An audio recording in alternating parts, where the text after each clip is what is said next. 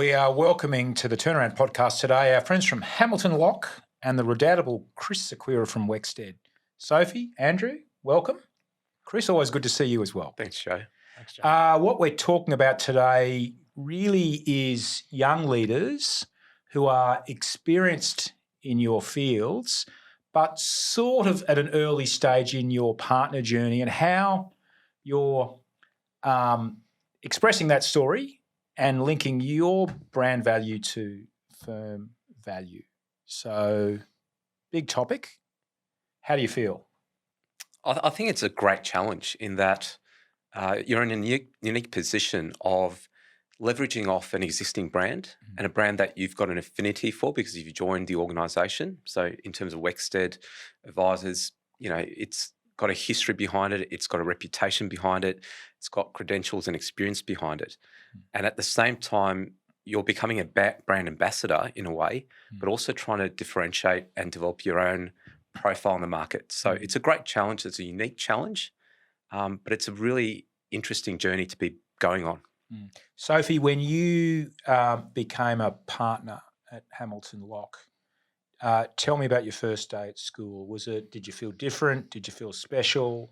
Yeah, I felt different. I felt like I'd crossed some line that I hadn't appreciated was there before. It was my first role as a partner, a new firm as well. And day one, we were pitching for a pretty important high-stakes matter. And it was me making the calls and making the judgment call around what goes in, what goes out, what the strategy is. Did they sort of cut you loose that way, or did they say, now, go slowly here, Sophie, work your way in, or you're just loose, go for it?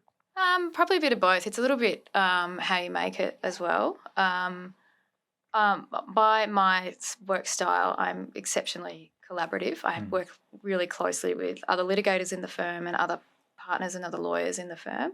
So, and that gives me the confidence that I'm never going to stray too far from the lane in a way that's unhelpful to everyone. So I think it's just trust your judgment, but we'll certainly let you know if we've got an issue. But so far, so good. How about you, Andrew? Well, when I started at Hamilton Locke, it wasn't my first role as a partner, but it was my first day as a partner at a new firm. And I think when you become a partner, there is a bit that changes. There are some new expectations. It's a new role. It's a role, particularly as a young partner, where you're still going to be heavily on the tools. You're still going to be looking after clients, and clients expect that these days in all cases anyway. But you're also responsible for developing your own brand, winning work, developing the wider brand of the firm in the market as well. So there's a whole bunch of things that changed, but it was a great challenge. Hamilton Locke advertorial then, I mean, I look on the website and, I see things like this. Law firms are resistant to change. Good start. To build a culture that drove the right behaviour, we needed to start with a blank sheet of paper and a clear purpose. The purpose to create better alignment between the lived experience of our people and the experiences of our clients, to create an opportunity for everyone to share in the value that we build together over time. So when you became a partner at Hamilton Locke, how did you sell the Hamilton Locke message right away? Was that difficult, or did you have to grow into it? Or Yeah, look, I think it takes a bit of time to. I think as you sort of you land in a new role, like any new role, but particularly as a partner, you're going to need some time to sort of find your feet in the role, and that includes, you've got all this. You have all this writing on the website and all the firm values, which are true, obviously, no doubt, but you arrive at a place, and until you're at the place, it's just words on a page, like you say. You got to find the lay of the land in practice. You've got to start working with your fellow partners, and you've got to start to understand if so, how those values actually translate day to day in what you're doing at the firm. So that does take a bit of time. I think you have to work your way into it. Well, and being here today, Sophie, and talking about it is part of that, right? Totally. I'd also add to your question, it's a bit of like finds like. Hamilton Locke, in my experience, I've been there for 6 months, and in the first 2 weeks we had our annual partners retreat up on Hamilton Island, which I'm still not sure was a coincidence or not. Well named. But from what I understand of partners retreats at other firms, our partners retreat is quite unique in that it has a heavy focus on well-being and self-empowerment and self-growth. Because if you get that right, other things start to become easier, and a high value on people's personal hobbies and how they spend their time outside of the firm for the growth reasons.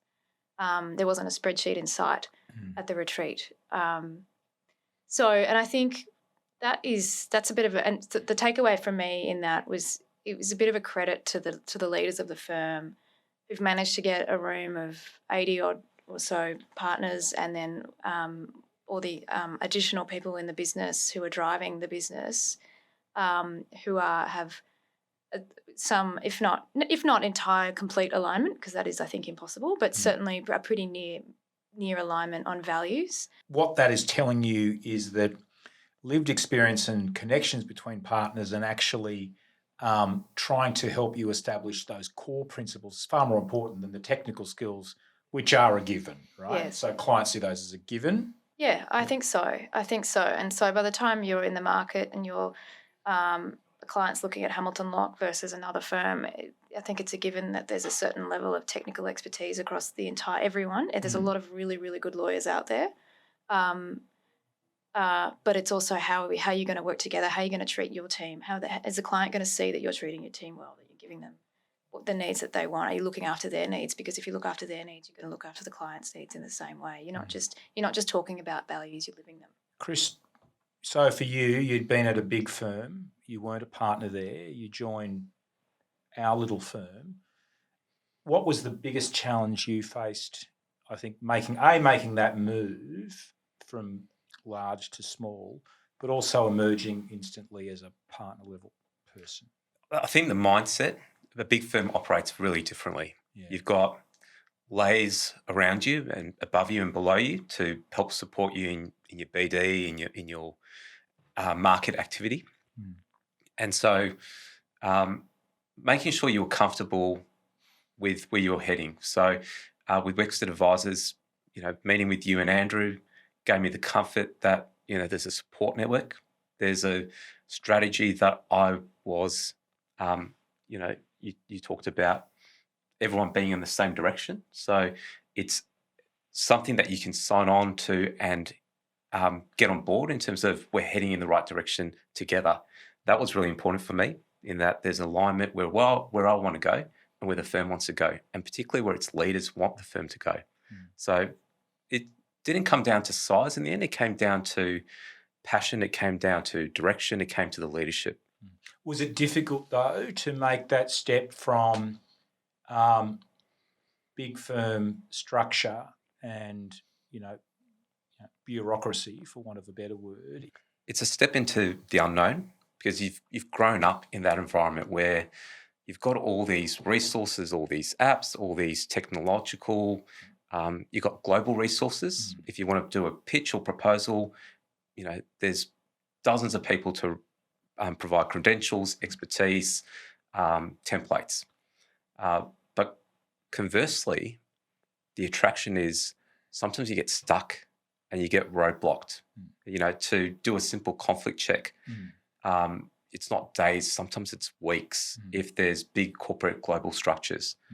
And the attraction for a boutique agile firm like Wexted Advisors is that you can be nimble, you can be adaptive, you can be reactive to clients' needs and stakeholders' needs.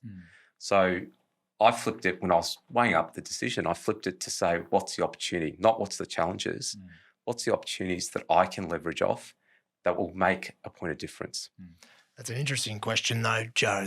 I think it's, the question of coming from a big organisation with a lot of layers of, administrative and other support through to a smaller organisation, not a small organisation, but a smaller firm.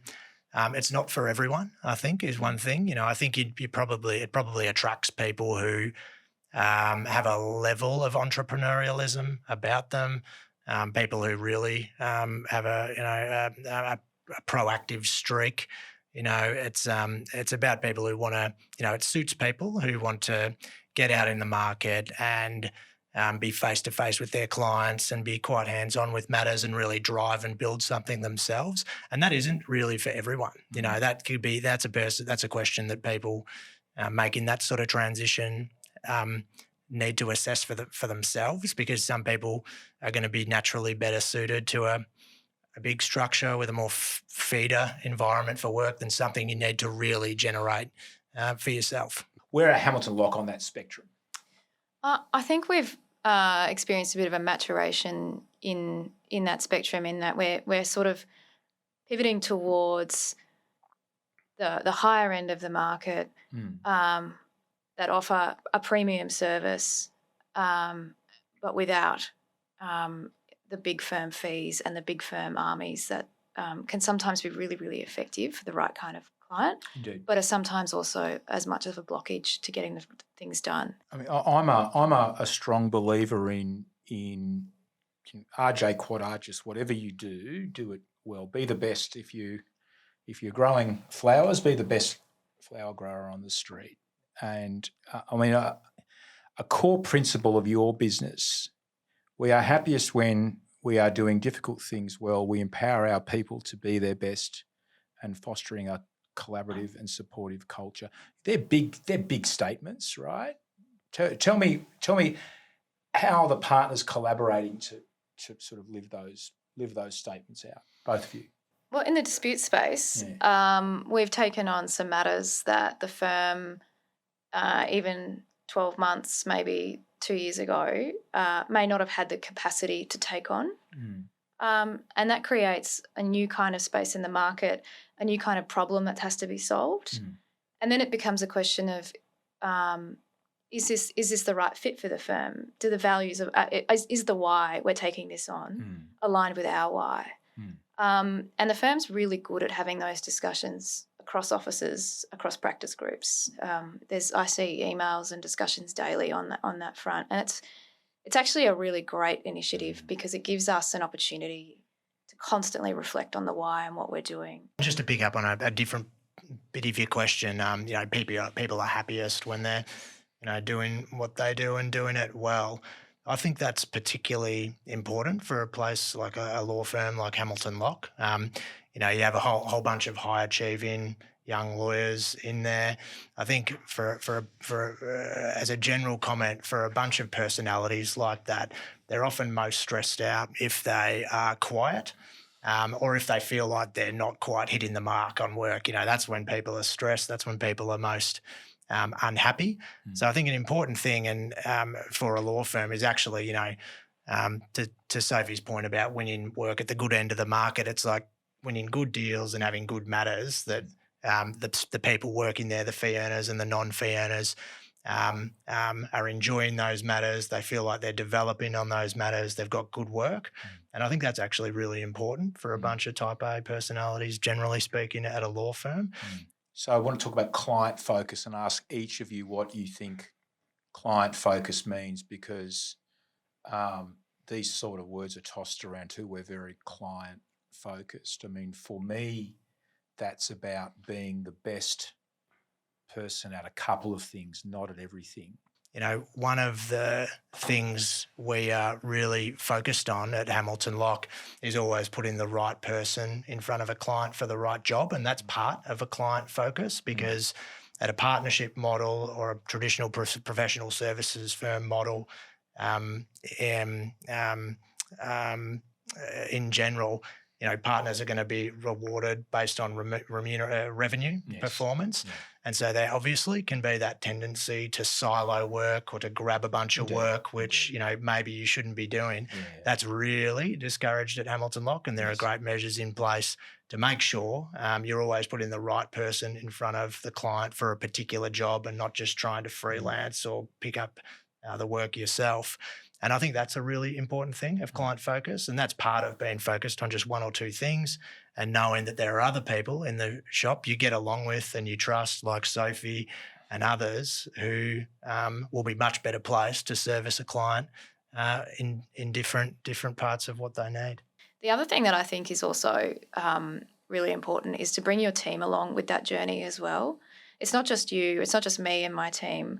I've got senior lawyers, I've got junior lawyers, I've got other partners weighing in on different aspects of the file or different aspects of the problem or different aspects of the business more broadly.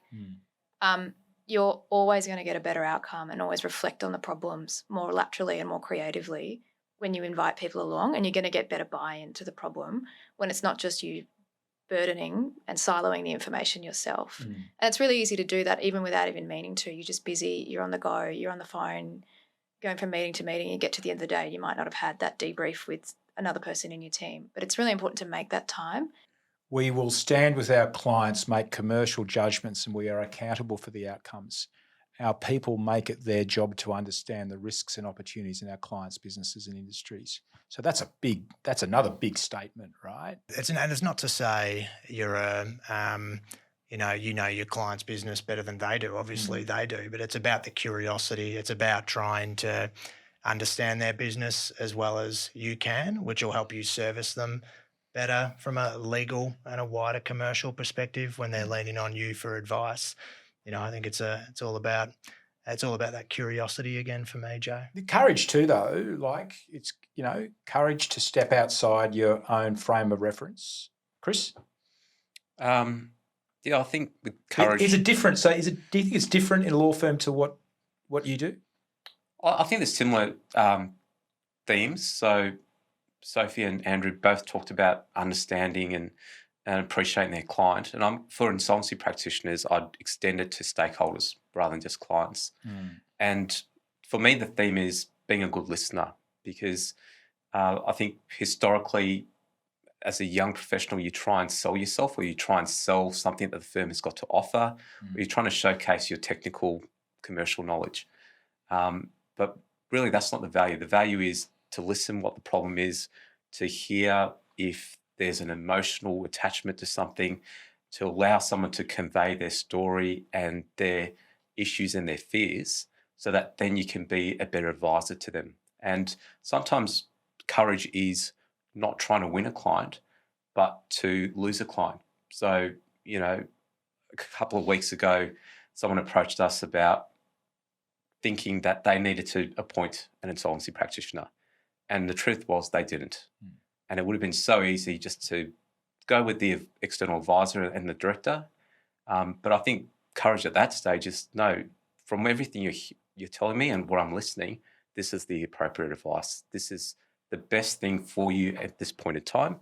And I think courage is being authentic, being open, being honest, but being selfless. I think there has been a change in this area over 20 years or so.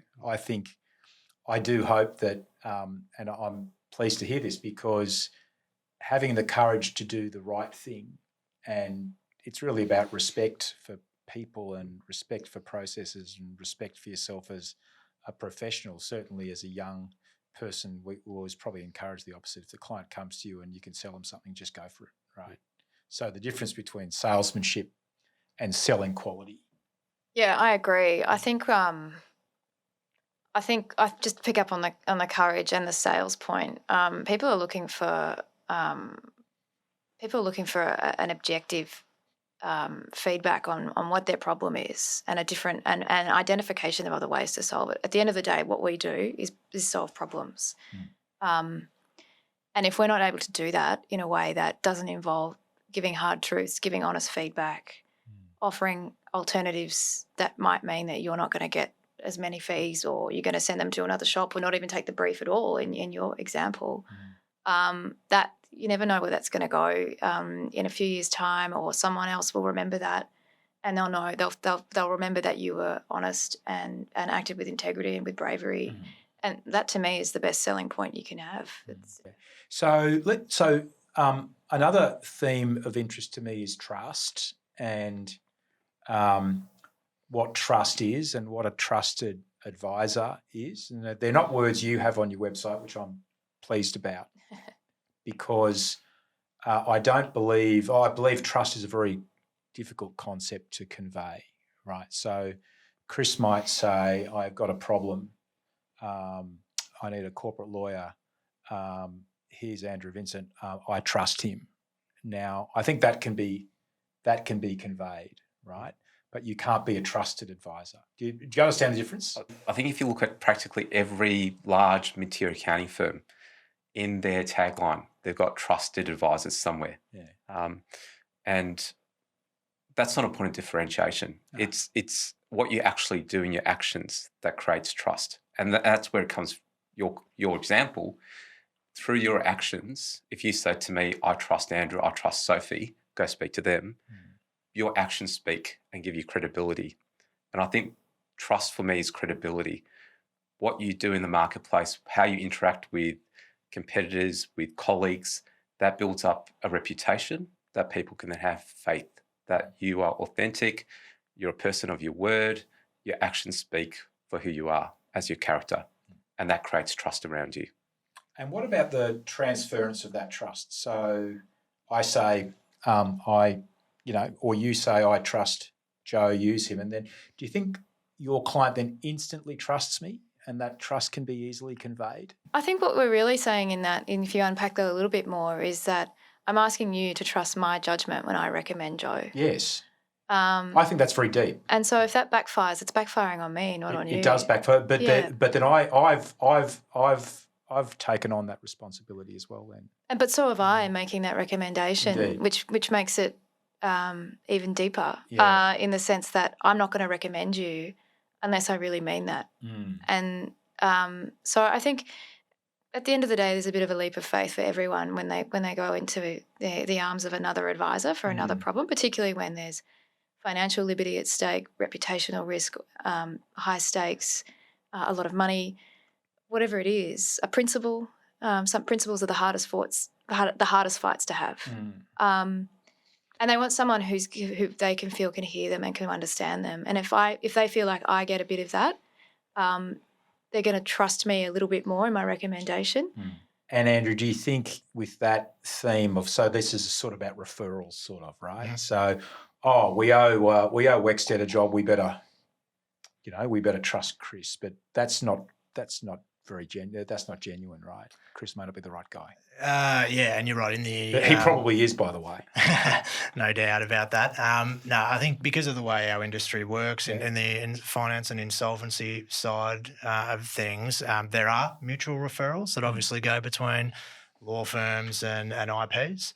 And there can be that feeling of, well, we have an opportunity for an appointment. We owe this firm or that firm for something that's come our way previously. But I think that can't, to Sophie's point, that can't drive every referral. It has to be a person, whether they've given you work or not, it has to be a person that you think is a good person for that particular job that will work for that client. It can't just be driven in a transactional sense by, Chris has sent me something, so something must go back to Chris. It has to be. Chris. Otherwise, you are at risk of losing that trust with a particular client if it's not the right person for. I think there is that thinking.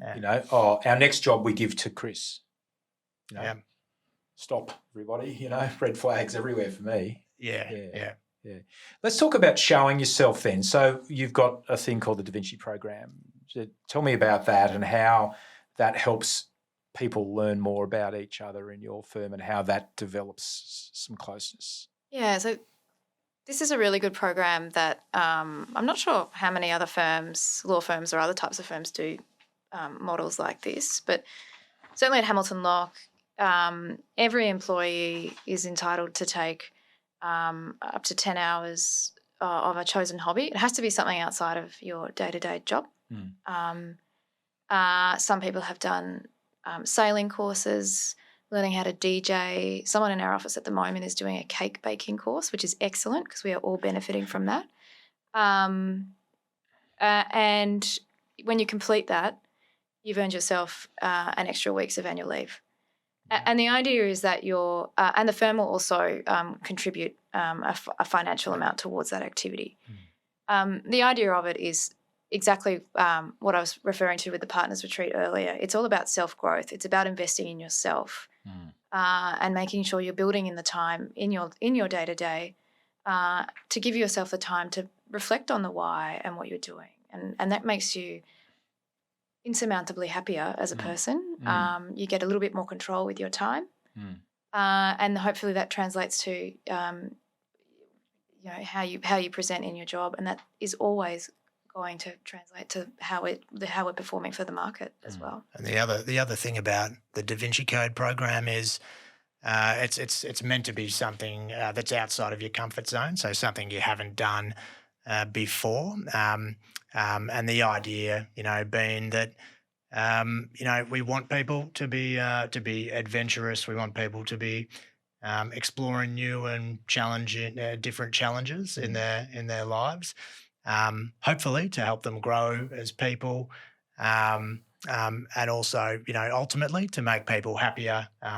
And therefore, the idea is providing better support for our clients, because we firmly believe that if people are happy in their jobs, they're enjoying their jobs, the client experience is likely to be better in those circumstances. Tell me about finding ways to link those passions to your work, Sophie. So pro bono work or not-for-profit work or whatever you're doing that makes you human with your clients. One of the beauties of my specialty is that the skill set is largely the same, and the subject matter can vary quite wildly. And so all the work I've done in the pro bono space and working overseas with asylum seekers, a lot of that work is some of the hardest work I've ever done for lots of reasons. But it's also the incredible learning curve you get dealing with people who have incredible difficulties, incredible trauma, and incredible challenges, even in just being able to see an advocate to help them overcome their situation, whether that's gaining asylum in a third country or maintaining one's right to liberty, whatever the situation might be. It really helps you with objectivity. It helps you with empathy, which is a really important skill. It helps you with judgment. It helps you with communication, and it helps you manage stress, frankly, at the end of the day, because it helps you identify at what point you need to start stressing and at what point you can sort of be a little bit more relaxed about it.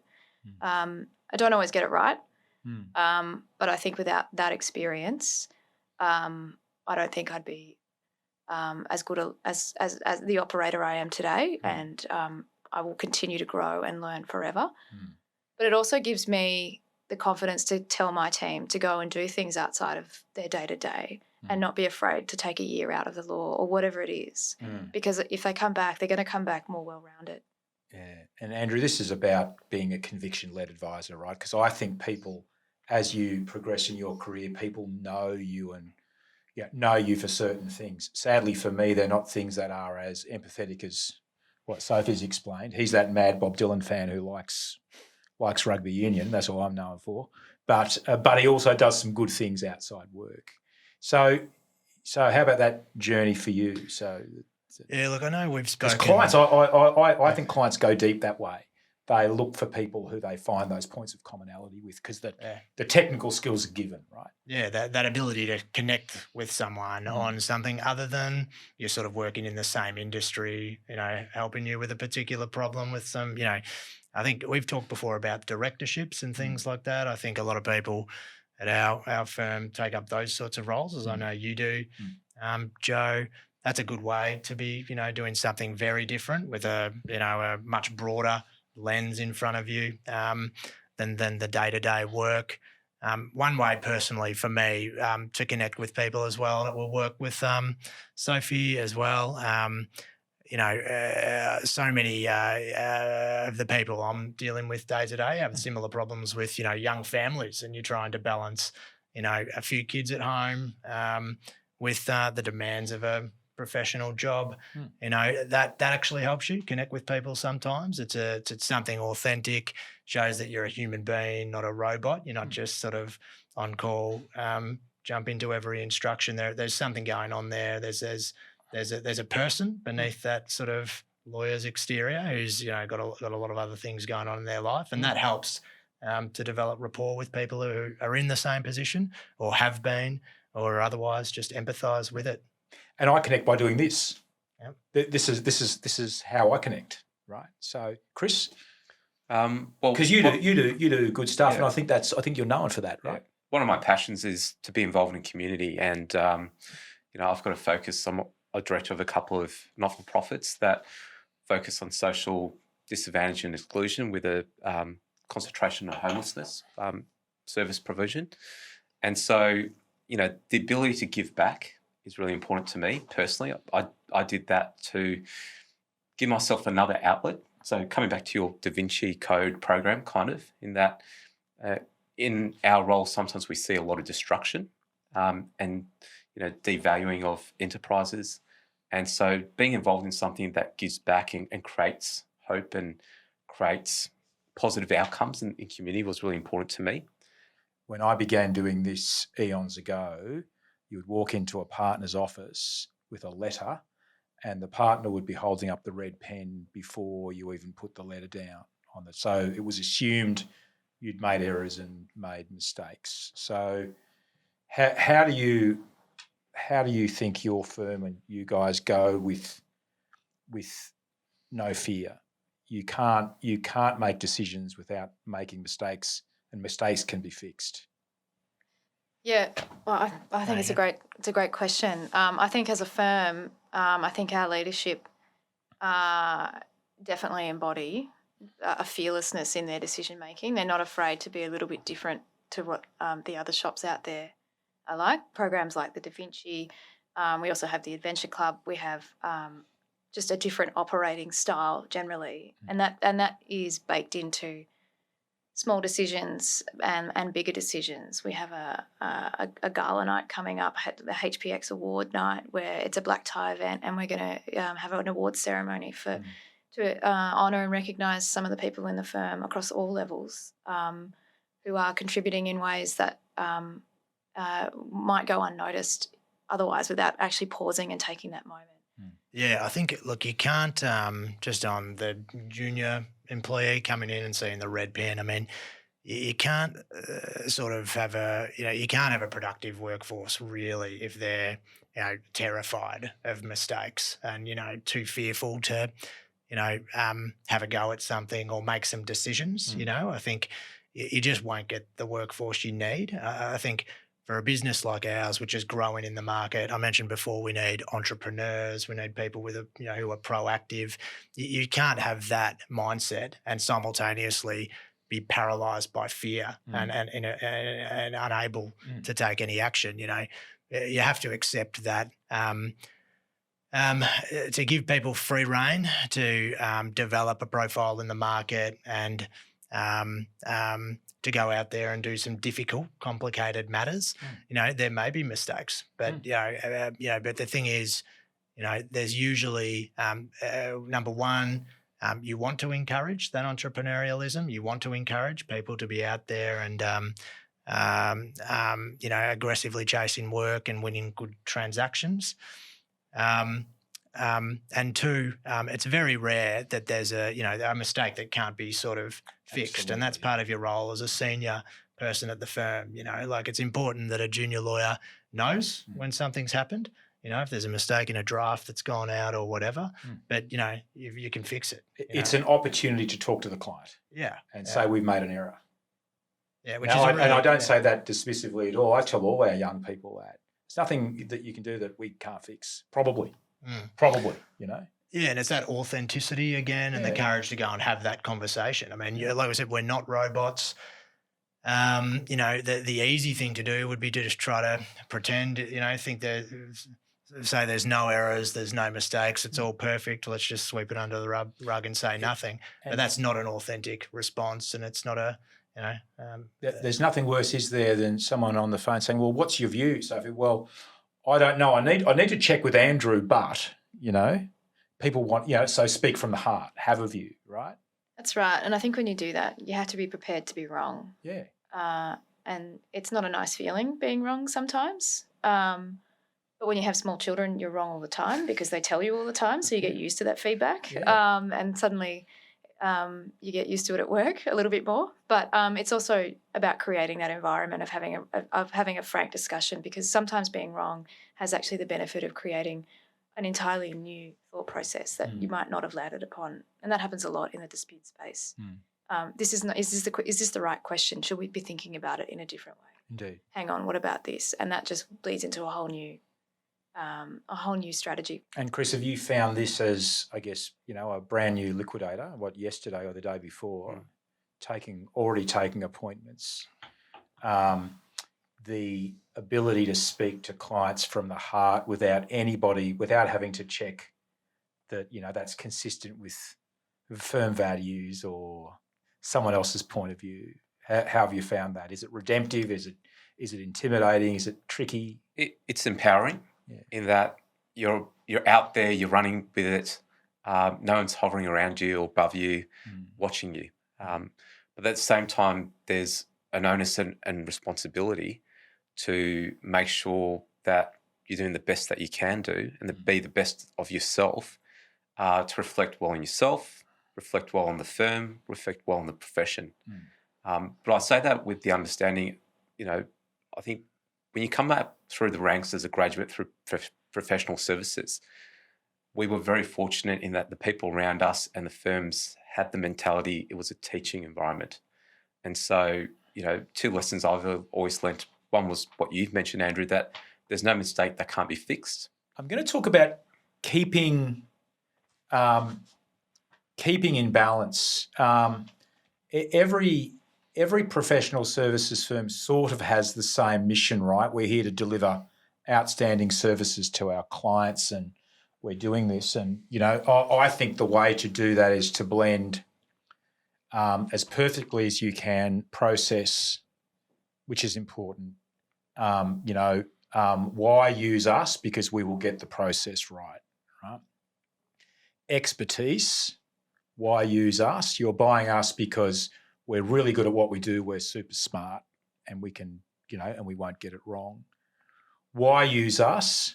Because we've got grey hair, we've got judgment, and we've done all this before and there's nothing new for us, right? So the secret is to try and blend those three things into a perfect mix for a professional services firm. We're trying to do that imperfectly. Tell me how you think Hamilton Locke are going with that journey. Process, expertise, judgment. Well, I think the firm, it's what Andrew said earlier, which is the firm is exceptionally collaborative. It's always looking for the right person for the job. And that might not be me, it might not be Andrew, it might be somebody else in a different city, in a different office. And that creates more opportunity than less opportunity, because it's about getting that mix, that formula right. And then it's about constantly asking yourself, is this still the right formula? Are we still doing it? The firm is really, really strong on that. And they've removed barriers to the point of where remuneration isn't structured around siloing matters and making sure that it's just us, that's just me, it's just Andrew on a file, and it's actually rewarded in different ways. I'd overlay it all with that personal touch. So that could be all the way from partner or senior lawyer involvement in a matter being relatively high touch compared to some competitors, through to just making personal connections with your clients and having a good relationship with them at a personal level outside whatever the particular specific legal role you're performing for them actually is. And Chris, reputation building is doing that consistently well and reflecting those values and linking those to your clients' needs and values well, and doing that consistently well. It's a habit, and it's a habit. The organisation, the leadership, the staff and you individually have to have and be cognizant of and be reflective about, and all have the same view of it. And I think, if I look at where Wexted Advisors is on its journey, it's on a growth journey. And it's able to be on a growth journey because it's got leaders that can supplement the young leadership coming through. In say, Brisbane, you've got Rebecca Wilson. In Sydney, you've got Jessie Wang. In Melbourne, you've got myself. And we can leverage off the expertise, the credentials that you and Andrew provide, and Chris Johnson. And we can then together collaboratively set the standard of this is the excellence that we want as a practice. Tell me about your ambition and how you see the future as professionals. Andrew? Yeah, look, I think the future, looks bright at Hamilton Locke. As Chris said a few moments ago, we're also a growth firm. It's hard to believe sometimes that the firm was only established in 2018, and it's a testament to the partners, the founding partners who set it up, that it's come so far in such a short period of time. We're 70 partners, we're full service, the brand is good in the market, and we're growing. So I think for us, for the future, or from my perspective, I look forward to the future growth of Hamilton Locke, particularly in Melbourne. And from a personal perspective, I'm really looking forward to being part of that in the finance and restructuring space. It's a busy time to be working in those sectors, and it's an exciting time to be at Hamilton Locke. Sophie? Yeah, one of my mentors has always said, and it's really true, I think, particularly in disputes, you're only as good as your last job. So for me, it's about making sure that I'm as good as my last job, and if I wasn't happy with my last job, I need to be better than that. And that is a constant journey of growth. And the corollary to that, I think, is making sure my team are on that journey with me. You're investing in the why are you here with your team, because I think you just get so much more. The fruit of the reward is so much better when you bring people along for that ride, for yourself as a practitioner, as a human being, and also for your clients.